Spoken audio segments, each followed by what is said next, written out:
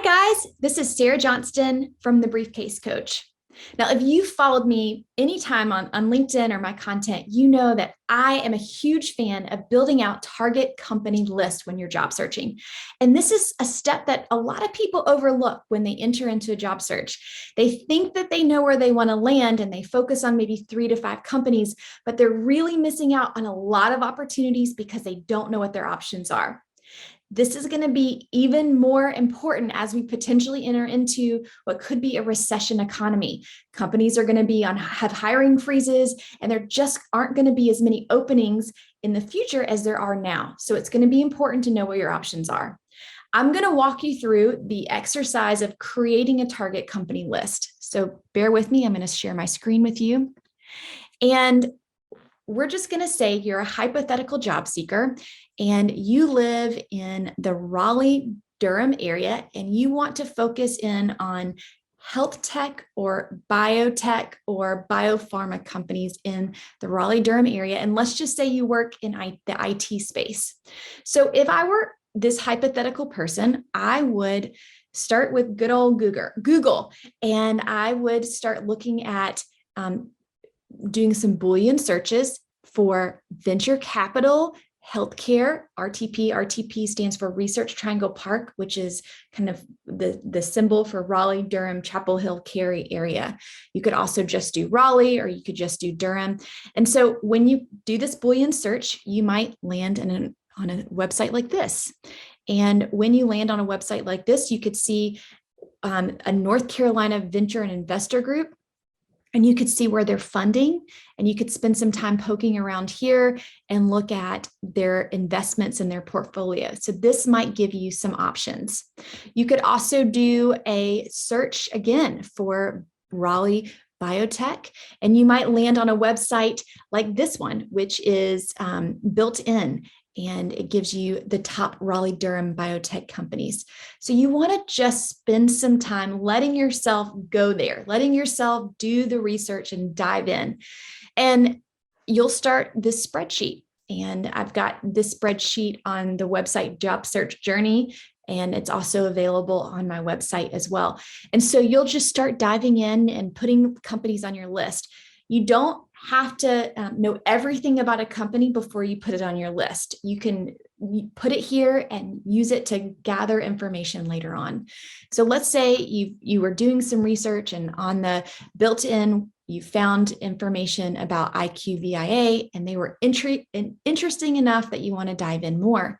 So what I would recommend that you do at that point is you're going to think about, okay, if I were to work here, who would be my boss? Who would I work with and for?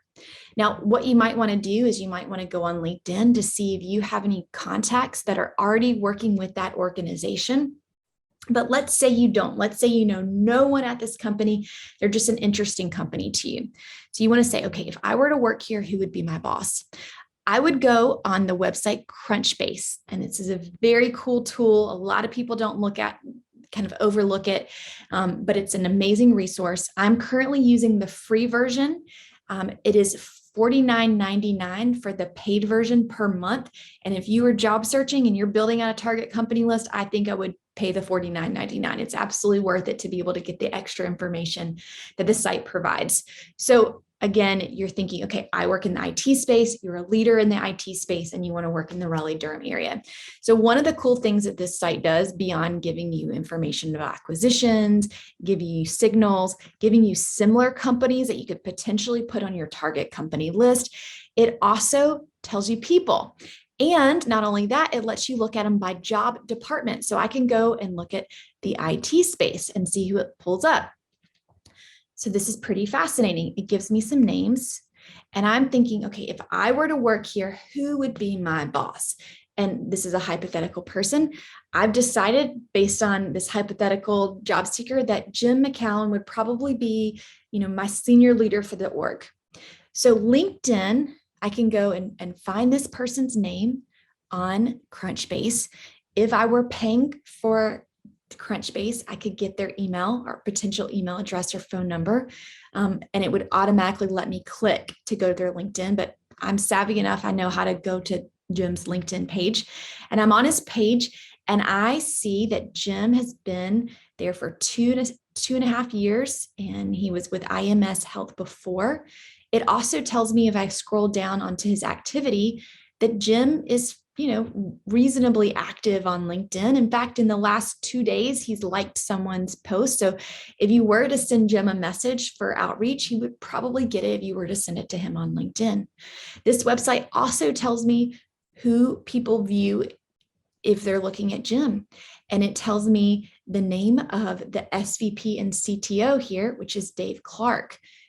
That is not a name that I got from Crunchbase. So that's new information. And if I'm going back, I might want to look at Dave's profile as well and see if we have any connections. And oh, look, Dave actually lives in the Raleigh-Durham area. So he would be someone of great interest if I were job searching. And it looks like Dave is also active on LinkedIn. So he might be a person that I would want to have outreach with, maybe send a message to, or get an introduction to Dave. Now, look, Dave and I are second-degree connections. So I'm going to look at contact information. Unfortunately, I can't see Dave's contact information. But what I can do is go to this website called hunter.io. It's a fantastic site, and you do need to sign in to get the most results. And I'm using a free account right now. I'm going to look up Dave. I'm going to make sure I spell IQVIA, and I'm going to look up Dave Clark.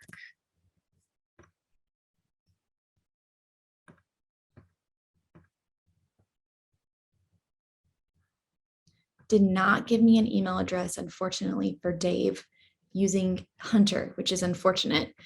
So in that case, I think that's where you're going to find value in this site if they'll give it to you with the show more. If not, we know Dave is active on LinkedIn, and if you were to send him a message, it's highly likely that he would read it and perhaps respond. So these are great tools. I'm a huge fan of building out a target company list. As you're building out your target company list, the more information that you're willing to fill in on your spreadsheet, the easier it's going to be to track your job search effort.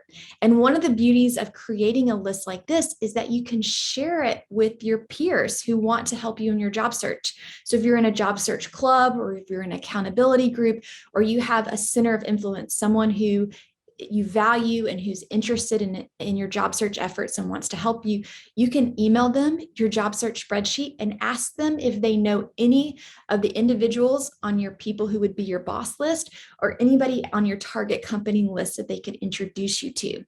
One of the other cool things about the target company list is you can put the date that you contacted that individual. So from a tracking standpoint, you can know the last time you made outreach, so you can know if you need to make outreach again. I would recommend that you add in a category here for the hunter.io score. Typically, if they are able to find an email address for someone, it will give you a score. And I'll just show you what I'm talking about here. An email address for him either. Bummer.